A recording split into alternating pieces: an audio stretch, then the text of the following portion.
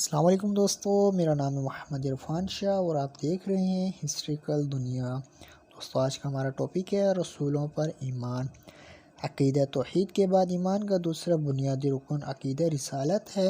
اس کا مطلب یہ ہے کہ اللہ تعالیٰ کے بھیجے ہوئے تمام رسولوں اور نبیوں پر ایمان لایا جائے کہ وہ اللہ کے سچے پیغمبر تھے۔ ان پر بذریعہ وحی اللہ کی طرف سے احکام نازل ہوتے تھے۔ ان میں سے ہر نبی اور رسول کی اطاعت و فرمانبرداری کا اللہ نے حکم دیا تھا، اور ان رسولوں پر جن کے نام اللہ تعالیٰ نے بتائے اور ان پر جن کے نام نہیں بتائے، تمام رسول اپنے بعد آنے والے رسولوں کی خوشخبری دیتے تھے اور بعد میں آنے والے اپنے پہلے کی تصدیق کرتے تھے۔ سب سے آخری رسول محمد صلی اللہ علیہ وآلہ وسلم ہے، اور قیامت تک کے لیے صرف آپ صلی اللہ علیہ وآلہ وسلم کی اطاعت اور اتباع کا اللہ نے حکم دیا ہے۔